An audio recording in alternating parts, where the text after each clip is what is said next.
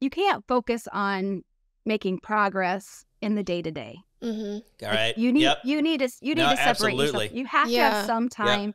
And even like with my husband, with his, you have to have some time when you are stepping away from the business and focusing on how to move to that next step. Yeah, so you've got to have some way that you're investing in that. So I hear another maybe of the 10, right? Never step away from your business.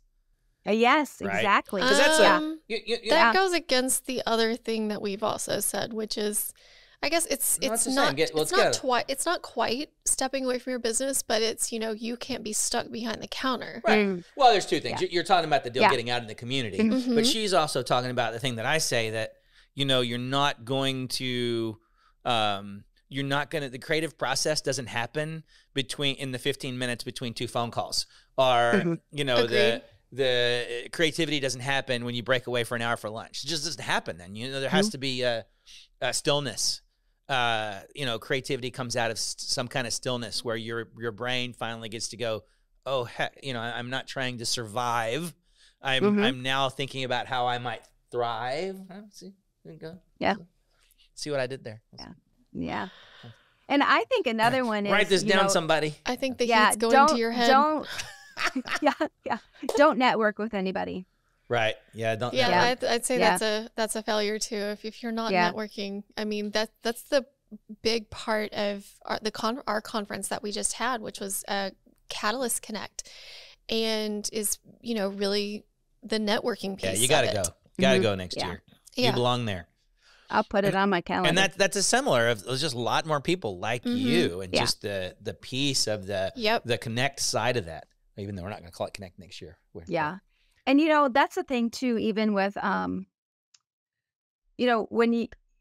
we can be in our own little microcosm here, but when you get outside of that and you can see there's so many great people doing so many great things, and that's what I love about Flip the Pharmacy is it's connecting people from all over with best practices, and we don't need to reinvent the wheel on things, and it's really just such a great connector, and really that sharing of ideas, and even if it's just like all their different learning communities that they have, they've done such a phenomenal job with that.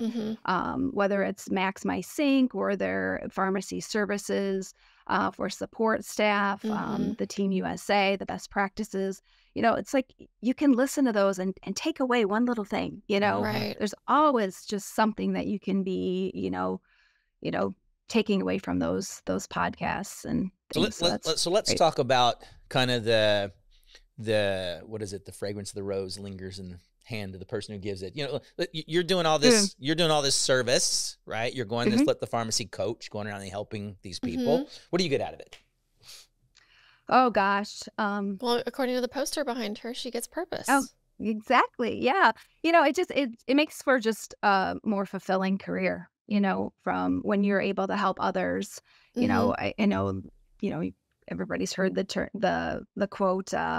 We rise by lifting others up, and really that's what we're doing here with CPSN and Flip the Pharmacy. Our network is only as good as its weakest link. So if we can just rise everybody, together, we're going to be so much better as integrated pharmacy network or community. And you learn something from some of those? I mean, absolutely. I take as much away from pharmacies that I visit as what I'm giving. And it's one of the neatest things is to see kind of that light bulb go off in a site, and to really like get it, and then start having some of that momentum and stuff. But yeah, it's definitely been very rewarding.